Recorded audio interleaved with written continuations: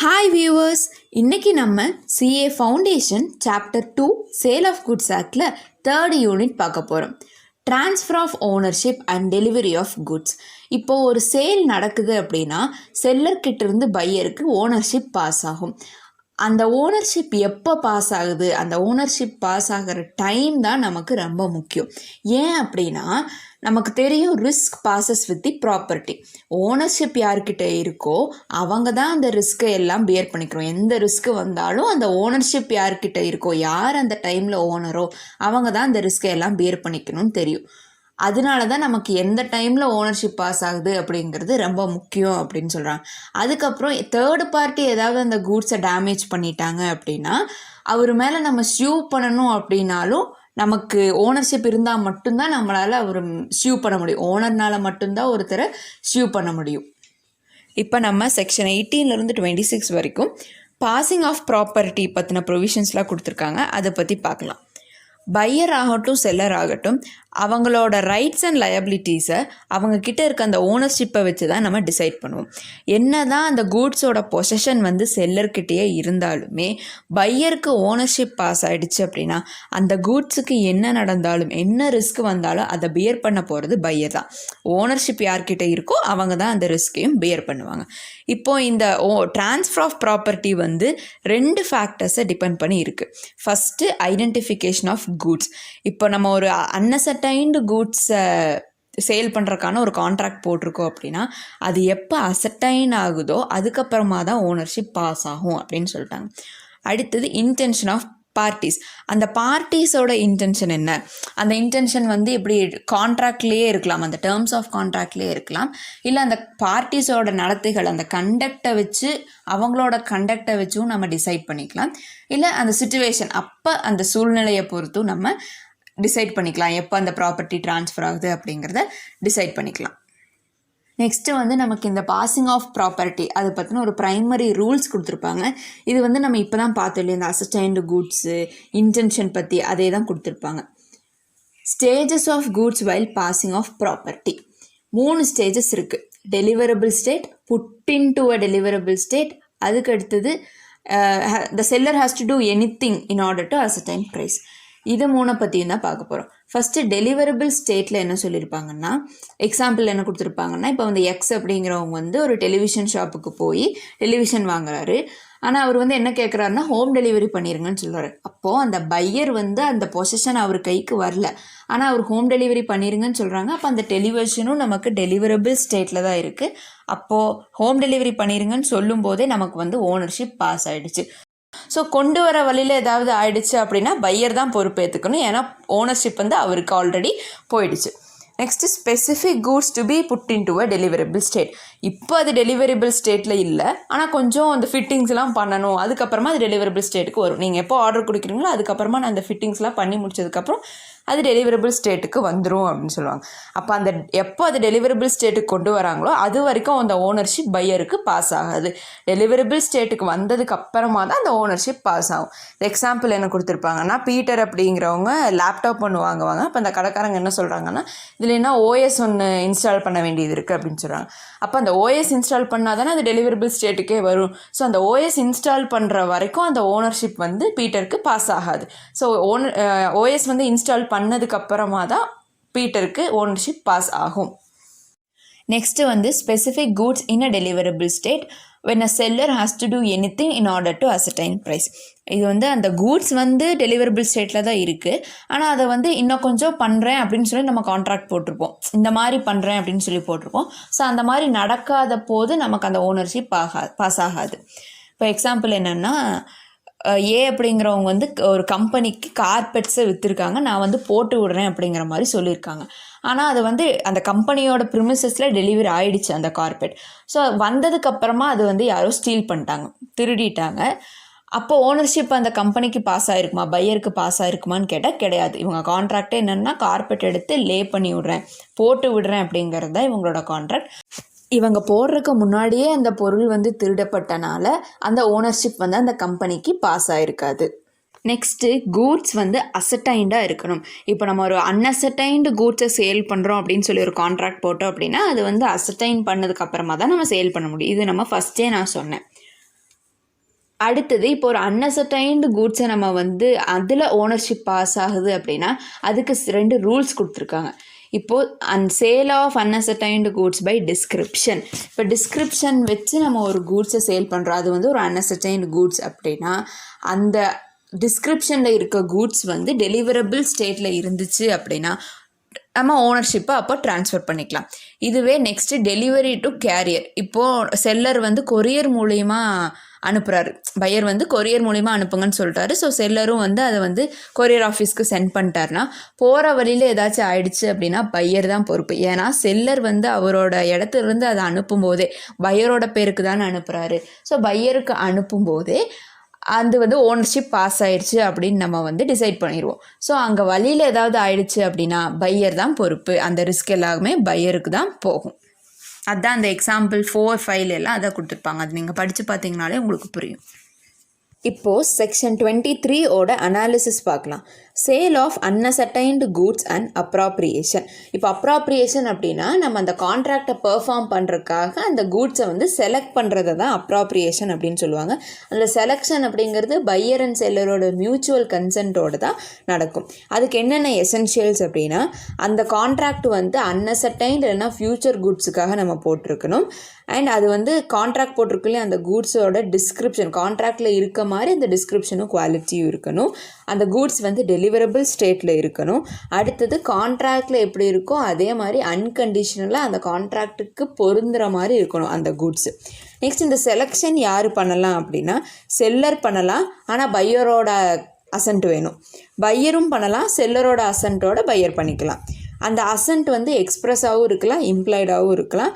அப்போ அசன்ட் வந்து அந்த அப்ராப்ரியேஷனுக்கான அசன்ட் வந்து அப்ராப்ரியேஷனுக்கு முன்னாடி செலெக்ஷனுக்கு முன்னாடியும் கொடுக்கலாம், இல்லை செலெக்ஷன் முடிச்சதுக்கு அப்புறமும் கூட கொடுக்கலாம்.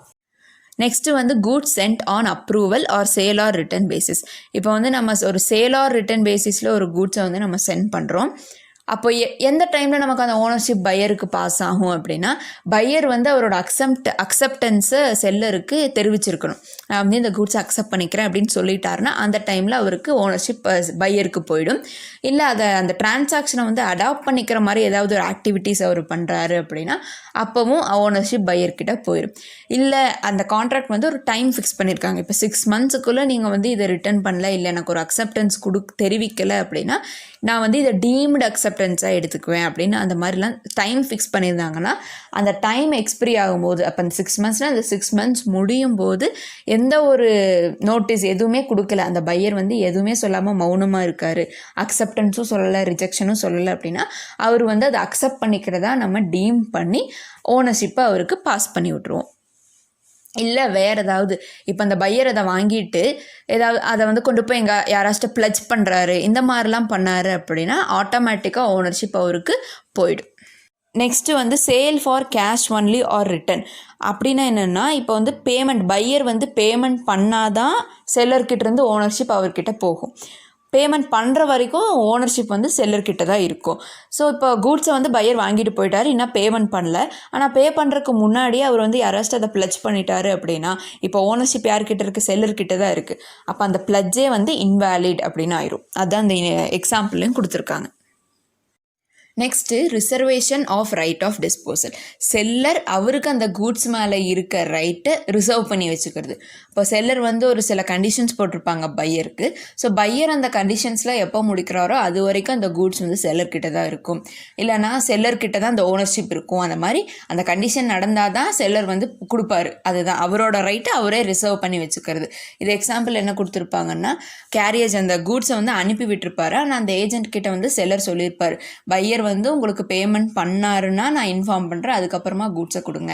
அப்படி அவர் பேமெண்ட் பண்ணலை அப்படின்னா கூட்ஸை ரிசர்வ் பண்ணி வச்சுக்கோங்க, அவர்கிட்ட கொடுக்க வேணாம் அப்படிங்கிற மாதிரி சொல்லியிருப்பாங்க. இதுதான் இந்த ஹெட்டிங்கில் சொல்லியிருக்காங்க. இப்போ எந்தெந்த சிச்சுவேஷன்ஸ்ல எல்லாம் நம்ம வந்து அந்த ரைட்ஸை வந்து ரிசர்வ் பண்ணி வச்சுக்கலாம் அப்படின்னா ஃபஸ்ட்டு வந்து இப்போ நம்ம கேரியேஜ் அந்த ரயில்வே கேரியேஜ் எல்லாம் சென்ட் பண்ணிட்டோம் அப்படின்னா அந்த ஏஜென்ட் வந்து செல்லரோட ஆர்டரை பொறுத்து தானே கொடுப்பாரு. செல்லர் வந்து கொடுங்கன்னு சொன்னால் கொடுக்கணும், கொடுக்க வேணான்னு சொன்னால் வச்சிடணும். ஸோ அந்த சிச்சுவேஷனில் அந்த கண்டிஷன் பூர்த்தி ஆகலை அப்படின்னா மேலே சொல்லியிருக்கிறது தான் இங்கேயே கொடுத்துருப்பாங்க. கண்டிஷன் பூர்த்தி ஆகலை அப்படின்னா இவங்க கொடுக்காம ஸ்டாப் பண்ண சொன்னார்னா ஏஜென்ட் கண்டிப்பாக ஸ்டாப் பண்ணி தான் ஆகணும். நெக்ஸ்ட் என்னென்னா இப்போது பில்லு அந்த கூட்ஸுக்கான பில் ஆஃப் எக்ஸ்சேஞ்ச் ஒன்று எழுதி கொடுக்குறாரு செல்லர். அதை வந்து அந்த பில் ஆஃப் லேடிங் கூடயே கொடுக்குறாரு பையர்கிட்ட. பையர் வந்து அவர் அந்த பில்லை அக்செப்ட் பண்ணிட்டாருன்னா கொடுத்துடணும். அப்படி அக்செப்ட் பண்ணலை அப்படின்னா அந்த பில் ஆஃப் லேடிங்கை திருப்பி நமக்கு ரிட்டர்ன் பண்ணணும். ரிட்டர்ன் பண்ணாமல் அதை வச்சு ஏதாச்சும் பண்ணிட்டாரு அப்படின்னா நமக்கு அந்த ஓனர்ஷிப் கூட்ஸ் அவர்கிட்ட போயிடும். ஆனால் நம்மளால் அந்த ஓனர்ஷிப்பை செல்லர் வந்து பையருக்கு ட்ரான்ஸ்ஃபர் பண்ணாமல் செல்லர்கிட்டயே ரிசர்வ் பண்ணி வச்சுக்க முடியும். Next section 26 risk prima facie passes with property. ஜென்ரலாக நம்ம எந்த ஒரு ஸ்பெஷல் கண்டிஷன் ஸ்பெஷல் அக்ரிமெண்ட்டும் போடாத பட்சத்தில் ஓனர்ஷிப் யார்கிட்ட இருக்கோ அவங்களுக்கு தான் எல்லா ரிஸ்க்குமே இருக்குது. யார் ஓனரோ அவங்க தான் அந்த குட்ஸ் மேலே இருக்க ரிஸ்க்கை பியர் பண்ணிக்கணும். ஆனால் சில சிச்சுவேஷன்ஸில் நம்ம வந்து ஸ்பெஷலாக அக்ரிமெண்ட் போடுவோம். இந்த மாதிரி குட்ஸ் ஓனர்ஷிப் பாஸ் ஆகலைனாலும் நம்ம வந்து நீங்கள் தான் பியர் பண்ணிக்கணும். அந்த மாதிரி ஸ்பெஷலாக அக்ரிமெண்ட் போடுறது அது வேறு. அக்ரிமெண்ட் போட்டால் அந்த அக்ரிமெண்ட் படி தான் நடக்கணும். ஆனால் ஜென்ரல் ரூல் என்னென்னா ஓனர் யாரோ அவங்க தான் ரிஸ்க்கை பியர் பண்ணிக்கணும். Next transfer of title by non owners. இப்போது ஒரு பொருளுக்கு நம்ம ஓனராக இருந்தால் மட்டும்தான் அதை நம்ம பையருக்கு சேல் பண்ண முடியும். அப்போ தான் அது வேலிட். இப்போ நம்ம அந்த பொருளுக்கு நம்ம ஓனரே இல்லை அப்படின்னா நம்ம அதை சேல் பண்ணும்போது நம்மளே ஓனராக இல்லாத போது அந்த பையர் எப்படி அதுக்கு ஓனராக முடியும்? நம்மளோட அதை தான் வந்து Nemo dot quad not habit அப்படின்னு சொல்லுவாங்க. லீகல் மேக்ஸிமில் அப்படி சொல்லுவாங்க. அப்படின்னா என்னென்னா எனக்கு என்ன டைட்டில் இருக்கோ நான் அந்த கூட்ஸில் எனக்கு என்ன இது இருக்கோ அதே தான் அந்த பையருக்கு இருக்குது. நான் அதை சேல் பண்ணேன் அப்படின்னா அதை வாங்குகிற அந்த பையருக்கு இருக்குது.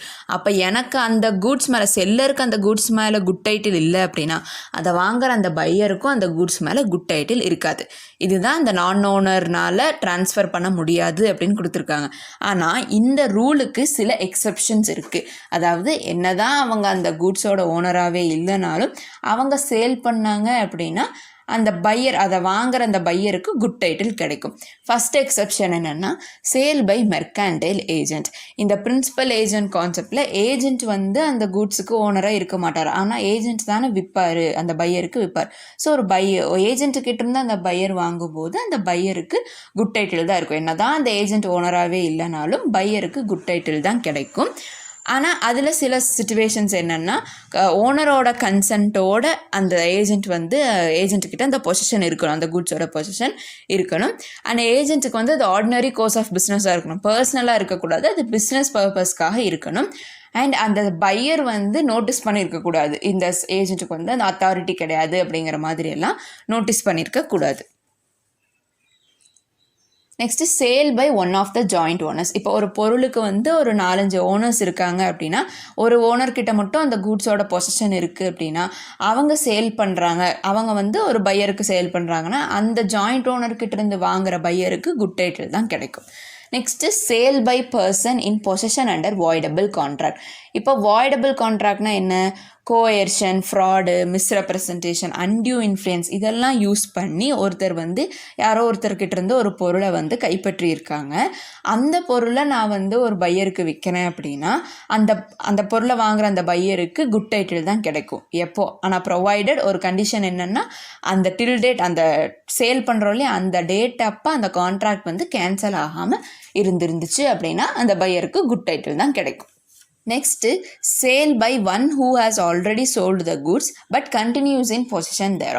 ஒரு செல்லர் வந்து அது ஆல்ரெடி ப்ராப்பர்ட்டியை பையருக்கு பாஸ் பண்ணி விட்டுருப்பாரு. ஆனால் அந்த பையர் என்ன சொல்லியிருப்பாருன்னா 2 நாள் இங்கே இருக்கட்டும், நான் அதுக்கப்புறமா வந்து வாங்கிக்கிறேன் அப்படின்னு சொல்லிட்டு போயிருப்பார்.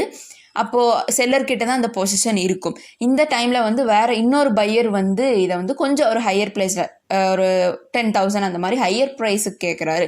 இவங்க ஃபஸ்ட்டு பையர் கேட்டதை விட செகண்ட் பையர் அதிகமான ப்ரைஸுக்கு கேட்டார்னா செல்லர் என்ன பண்ணுவார்? பொசிஷன் அவர்கிட்ட இருக்கிறனால ஸோ ஹையர் ப்ரைஸ்க்கே கொடுத்துர்லாம் அப்படின்னு சொல்லி அவருக்கு கொடுத்துருவார். அப்போ அந்த செகண்ட் பையருக்கு குட் டைட்டில் தான் கிடைக்கும்னு சொல்லுவார். எப்போ அப்படின்னா அந்த செகண்ட் பையருக்கு அந்த ப்ரீவியஸ் சேலை பற்றி தெரியாமல் இருக்கிற வரைக்கும். தெரியாமல் இருந்து அவர் இன்னசென்ட்டாக வாங்கிட்டாரு அப்படின்னா அவருக்கு குட் டைட்டில் தான் கிடைக்கும். Next sale by buyer obtaining possession before the property in goods has vested in him. இது வந்து என்னென்னா ஓனர்ஷிப் அந்த பையருக்கே பாஸ் ஆகிருக்காது, ஆனால் பொசிஷன் மட்டும் வாங்கிட்டு போயிருப்பார். கொஞ்ச நாள் கழித்து ஓனர்ஷிப் வரும் அப்படின்னு சொல்லியிருப்பார். இந்த சிச்சுவேஷன்ஸில் ஓனர்ஷிப்பே இல்லாத ஒரு கூட்ஸை வந்து அந்த பையர் வந்து போய் பிளச் பண்ணுறாரு. இந்த மாதிரிலாம் பண்ணும்போது அது குட் டைட்டில் தான் அப்படின்னு சொல்கிறாங்க. ஆனால் இது வந்து ஹையர் பர்ச்சேஸ் அக்ரிமெண்ட்டுக்கு இது வராது. ஏன்னா ஹையர் பர்ச்சேஸை பொறுத்த வரைக்கும் அந்த பையருக்கு ஆப்ஷன் டு பை தான். அந்த 24 இன்ஸ்டால்மெண்ட்னா வச்சுக்கலாம், இல்லைனா திருப்பி கொடுத்துடலாம். ஒரு 4 இன்ஸ்டால்மெண்ட் கட்டிட்டு அதுக்கப்புறமா திருப்பியும் கொடுத்துடலாம் கேன்சல் பண்ணிவிட்டு. அதான் எக்ஸாம்பிளில் கொடுத்துருப்பாங்க. ஏ வந்து கார் ஒன்று வாங்கியிருக்காங்க, மந்த்லி இன்ஸ்டால்மெண்ட்டில் ஹையர் பர்ச்சேஸ் தான் வாங்கியிருக்காங்க. ஒரு ஃபியூ இன்ஸ்டால்மெண்ட் கட்டினதுக்கப்புறமா ஏ வந்து என்ன பண்ணிட்டார், ஏக்குன்னா ஓனர்ஷிப்பே வரல. ஏ என்ன பண்ணிட்டாருன்னா அதை வந்து சி அப்படிங்கிறவங்களுக்கு சேல் பண்ணிட்டாங்க. அப்போ பி வந்து உடனடியாக அதை வந்து இந்த சிக்கு வந்து குட் டைட்டில் கிடைக்காது. பி போய் அவர்கிட்ட ரெக்கவர் பண்ணிக்கலாம். ஏன்னா இது வந்து இவங்க அக்ரியும் பண்ணலை, ஒரிஜினலாக சேலும் நடக்கலை. ஸோ இங்கே வந்து ஹையர் பர்ச்சேஸ் அப்படிங்கிறனால அவருக்கு ஆப்ஷன் டு பை தான் இருக்குது. அதனால இந்த சிச்சுவேஷனில் அந்த பையருக்கு பேட் டைட்டில் தான் கிடைக்கும். ஸோ அந்த செல்லர் வந்து ரெக்கவர் பண்ணிக்கலாம். Next effect of estoppel. இது என்னென்னா, இந்த எக்ஸாம்பிள் பார்த்தா புரியும். இப்போ ஏ சின்னு 2 பேர் இருக்காங்க, ஒரு ஹார்ஸ் இருக்குது. அந்த ஹார்ஸோட ட்ரூ ஓனர் யாருன்னா சி தான். இப்போ ஒரு பையர், 2 பேரும் ஒரே இடத்துல இருக்காங்க. பையர் வந்து ஒரு பி அப்படிங்கிற ஒரு பையர் வராரு. ஏ என்ன சொல்கிறாருன்னா அந்த பையர்கிட்ட, நான் தான் இந்த ஹார்ஸோட ஓனர் அப்படின்னு சொல்கிறாரு. அப்போ சி தானே உண்மையான ஓனர். சி என்ன பண்ணுறாருன்னா அந்த இடத்துல அமைதியாக இருக்கார், எதுவுமே டினை எல்லாம் பண்ணாமல்.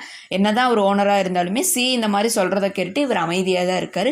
பி என்னன்னு நம்பி வாங்கிட்டு போகிறாருன்னா, ஓகே ஏ தான் ஓனர் அப்படின்னு சொல்லி வாங்கிட்டு போகிறார். இந்த இடத்துல அந்த வாங்கின பையருக்கு குட் டைட்டில் தான் கிடைக்கும். என்ன தான் ஏ வந்து நான் ஓனராகவே இல்லைனாலுமே வாங்கிட்டு போன பையருக்கு வந்து குட் டைட்டில் தான் கிடைக்கும். இதுதான் வந்து effect of estoppel. Next sale by unpaid seller. Unpaid seller ஏதாவது இந்த லீன் பண்ணுறாரு, பிளச் பண்ணாரு அப்படின்னா அதை வாங்குற அந்த பையருக்கு குட் டைட்டில் தான் கிடைக்கும். Next sale under the provisions of other acts. இது இதை தவிர மற்ற என்னென்னலாம் பண்ணாங்கன்னா பையருக்கு குட் டைட்டில் கிடைக்கும் அப்படின்னா, இந்த அஃபீஷியல் ரிசீவர், கம்பெனியோட லிக்விடேட்டர், இவங்கெல்லாம் சில குட்ஸை வந்து சேல் பண்ணாங்க அப்படின்னா அவங்களுக்கு வேலிட் டைட்டில் தான் கிடைக்கும். அண்ட் ஃபைண்டர் ஆஃப் குட்ஸ் அதை வந்து கொடுக்குறாங்க அப்படின்னா அந்த பையருக்கு குட் டைட்டில் தான் கிடைக்கும். பாணர் ரிலேஷன்ஷிப்பில் ஏதாவது கொடுத்தாங்க அப்படின்னா அதுவும் குட் டைட்டில் தான் கிடைக்கும். இவ்வளோ தான் இந்த நான் ஓனர் பற்றின கான்செப்ட், அதுக்கான எக்ஸப்ஷன்ஸ் அதெல்லாம். Next performance of the contract of sale. எப்போ அந்த கான்ட்ராக்ட் ஆஃப் சேல் பெர்ஃபார்ம் ஆகுது அப்படின்னு சொல்லுவேன்னா, அந்த செல்லர் வந்து அந்த கூட்ஸை டெலிவர் பண்ணியிருக்கணும், அண்ட் அந்த பையர் அதை அக்செப்ட் பண்ணியிருக்கணும், அண்ட் அதுக்கான அமௌண்ட், அதுக்கான பேமெண்ட்டையும் கண்டிப்பாக கொடுத்துருந்தா, அந்த சுச்சுவேஷனில் தான் நம்ம அதை வந்து பெர்ஃபார்ம் ஆகிடுச்சு அந்த கான்ட்ராக்ட் அப்படின்னு சொல்லுவோம். டெஃபினிஷன், டெலிவரிக்கான டெஃபினிஷன் கொடுத்துருக்காங்க. டெலிவரினா என்ன? Voluntary transfer of possession. ஒரு பர்சன்ட்ருந்து இன்னொரு பர்சனுக்கு வாலண்ட்ரியாக அந்த பொசிஷனை நம்ம ட்ரான்ஸ்ஃபர் பண்ணுறது தான் டெலிவரின்னு சொல்லுவோம். 3 டைப்ஸ் ஆஃப் டெலிவரி இருக்குது. Actual delivery, symbolic delivery, constructive delivery. இதை வந்து நம்ம லாஸ்ட் யூனிட்லேயே பார்த்தாச்சு. Next duties of seller and buyer. செல்லருக்கும் பையருக்கும் என்ன டியூட்டினா, செல்லருக்கு அந்த குட்ஸை கரெக்டாக டெலிவர் பண்ணும், அதுதான் அவரோட கடமை. பையருக்கு என்ன கடமை? அதை கரெக்டாக அக்செப்ட் பண்ணி அதுக்கான பேமெண்ட்டை கொடுக்குறோம். ஸோ அதனால தான் இதை ரெண்டையும், இந்த பேமெண்ட்டையும் டெலிவரியும் கான்கரண்ட் கண்டிஷன்னு சொல்கிறாங்க. இது இல்லாமல் இது இல்லை, அந்த மாதிரி கான்கரண்ட் கண்டிஷன் அப்படின்னு சொல்கிறாங்க. Next rules regarding delivery of goods. Effect of part delivery. இப்போ பாதி குட்ஸ் இப்போ டெலிவர் பண்ணிவிட்டு ரிமைனிங்கை ஃப்யூச்சரில் டெலிவர் பண்ணுறதுக்கான ப்ராசஸ் போயிட்டுருக்கு அப்படின்னா நம்ம அந்த குட்ஸை ஃபுல்லாகவுமே டெலிவர் பண்ணதாக தான் கன்சிடர் பண்ணிக்குவோம். Next buyer to apply for delivery. Buyer இதை எனக்கு இப்போ டெலிவர் பண்ணுங்கன்னு சொல்கிற வரைக்கும் செல்லர் வந்து அதை டெலிவர் பண்ண மாட்டாங்க. ஸோ பையர் தான் அப்ளை பண்ணணும், இந்த மாதிரி எனக்கு டெலிவர் பண்ணுங்க அப்படின்னு சொல்லி பையர் தான் சொல்லணும். பிளேஸ் ஆஃப் டெலிவரி பார்த்தோன்னா, அந்த சேல் நடக்கும்போது எந்த பிளேஸ் இருந்துச்சோ அதை தான் டெலிவரி பிளேஸாக எடுத்துக்குவோம். அப்படி அந்த சேல் நடக்கும்போது, அந்த கான்ட்ராக்ட் நடக்கும்போது அந்த இடத்துல அந்த கூட்ஸ் இல்லை அப்படின்னா அந்த கூட்ஸை எங்கே மேனுஃபேக்சர் பண்ணாங்கன்னா அந்த பிளேஸ் ஆஃப் டெலிவரியாக எடுத்துக்குவோம். டைம் ஆஃப் டெலிவரி அப்படிங்கிறது செல்லர் வந்து எந்த இந்த டைமில் தான் டெலிவர் பண்ணோம் அப்படிங்கிறதெல்லாம் கிடையாது, ஃபிக்ஸட் டைம்லாம் கிடையாது. ஆனால் ரீசனபிள் டைமுக்குள்ளே செல்லர் டெலிவர் பண்ணிடணும் கூட்ஸை. Next goods in position of third party. இப்போ அந்த கான்ட்ராக்ட் சேல் நடக்கும்போது அந்த கூட்ஸ் வந்து தேர்ட் பார்ட்டியோட பொசிஷனில் இருக்குது அப்படின்னா, அன்டில் அந்த தேர்ட் பார்ட்டி பையருக்கு அக்னாலஜஸ் பண்ணுற வரைக்கும், அதாவது நான் வந்து செல்லரோட கூட்ஸை நான் தான் வந்து ஹோல்ட் பண்ணியிருக்கேன், அவரோட பிஹாஃபில் நான் வச்சுருக்கேன்னு அவர் சொல்கிற வரைக்கும் டெலிவரி நடக்காது. அடுத்து time of tender of delivery. அந்த டெலிவரி பண்ணுங்கன்னு சொல்லி டிமாண்ட் பண்ணுறோம் இல்லையா, அது வந்து ரீசனபிள் ஹார்ஸில் தான் பண்ணணும். ரீசனபிள் ஹார்ஸில் பண்ணல அப்படின்னா அது எஃபெக்டிவாக இருக்காது, அந்த டெலிவரி எஃபெக்டிவாக இருக்காது. Expenses for delivery. அன்லஸ் அந்த கான்ட்ராக்டில் அதை எக்ஸ்ப்ரெஸ்ஸாக சொல்லாத வரைக்கும் டெலிவரபிள் ஸ்டேட்டுக்கு, அந்த கூட்ஸை டெலிவரபிள் ஸ்டேட்டுக்கு கொண்டு வரக்கு என்னென்ன செலவுகள்லாம் ஆகுதோ அது எல்லாமே செல்லர் தான் பியர் பண்ணிக்கணும். Next delivery of wrong quantity. கான்ட்ராக்டில் ஒரு குவான்டிட்டி சொல்லியிருக்கும், ஆனால் அந்த டெலிவர் பண்ணது ஒரு குவான்டிட்டியாக இருக்கும். இப்போ கான்ட்ராக்டில் சொன்னதை விட கம்மியான அளவு தான் வந்து பையருக்கு டெலிவரி ஆகிருக்கு அப்படின்னா அவர் என்ன பண்ணலாம், பையர் வந்து ஒன்று எல்லாத்தையும் ரிஜெக்ட் பண்ணிடலாம், இல்லைனா அந்த கொடுத்த வந்த குவான்டிட்டியை மட்டும் வாங்கிட்டு அதுக்கான அமௌண்ட்டை கான்ட்ராக்டில் எவ்வளோ ப்ரைஸ் சொல்லியிருக்காங்களோ அதை மட்டும் பே பண்ணிடலாம். ஒருவேளை கான்ட்ராக்டில் சொன்னதை விட அதிகமான கூட்ஸ் டெலிவரி ஆகிடுச்சுன்னா அவர் எல்லாத்தையுமே ரிஜெக்ட் பண்ணிடலாம் பையர். இல்லை அவருக்கு தேவையானதை மட்டும் வச்சுட்டு கான்ட்ராக்டில் எவ்வளோ சொல்லியிருந்தாங்களோ அதை மட்டும் வச்சுட்டு ரெஸ்ட்டை வந்து அவர் ரிட்டர்ன் பண்ணிடலாம். இல்லை எல்லாத்தையுமே வச்சுட்டு அந்த கான்ட்ராக்ட் ப்ரைஸுக்கு அவர் அமௌண்ட் கொடுத்துடலாம். Next instalment delivery. Unless otherwise agreed இன்ஸ்டால்மெண்ட்டில் டெலிவரி நடக்காது. Next delivery to the carrier. இப்போது செல்லர் வந்து பையருக்கு டெலிவர் பண்ணுறக்காக அதை கேரியருக்கு சென்ட் பண்ணிட்டாரு அப்படின்னா கேரியருக்கு எப்போ சென்ட் பண்ணுறாரோ அப்போவே அதை வந்து பையருக்கு டெலிவர் பண்ணுறதா வந்து டீம் பண்ணிக்குவோம். டெட்ராய்சேஷன் டியூரிங் டிரான்சிட் போகிற வழியில் ஏதாவது டெட்ராய்சேஷன் ஏதாவது நடந்துருச்சு அந்த குட்ஸுக்கு அப்படின்னா பையர் தான் அந்த ரிஸ்க்கை வந்து பியர் பண்ணிக்கணும். Buyers right to examine the goods. இப்போ இன்னும் அந்த கூட்ஸை வந்து பையரே பார்க்கல அப்படின்னா பையருக்கு வந்து ரீசனபிள் ஆப்பர்ச்சுனிட்டி கொடுக்கணும். அந்த செல்லர் வந்து ரீசனபிள் ஆப்பர்ச்சுனிட்டி கொடுக்கணும். அதை செக் பண்ணுறதுக்கு அந்த கூட்ஸ்லாம் எப்படி இருக்குன்னு செக் பண்ணுறதுக்கான ரீசனபிள் ஆப்பர்ச்சுனிட்டி கொடுத்துட்டு அதுக்கப்புறமா தான் டெலிவரி அக்செப்ட் பண்ணிக்கணும். Next rules related to acceptance of delivery of goods. இப்போது செல்லர் வந்து டெலிவரி பண்ணியிருக்கார் இல்லையா பையருக்கு, அப்போது அந்த பையர் வந்து அதை அக்செப்ட் பண்ணிக்கிட்டாரா இல்லையா, அதை அக்செப்ட் பண்ணிக்கிட்டாருன்னு எப்போ டீம் பண்ணிக்கலாம்னா அந்த பையர் வந்து செல்லருக்கு இன்டிமேட் பண்ணணும், ஐ ஹாவ் அக்செப்டட் அப்படின்னு சொல்லி அவர் வந்து இன்டிமேட் பண்ணணும். இல்லைனா ஏதாவது அவர் அக்செப்ட் பண்ணிக்கிட்டாரு அப்படிங்கிற மாதிரி ஒரு ஆக்ஷன்ஸ் ஏதாவது அவர் பண்ணலாம்.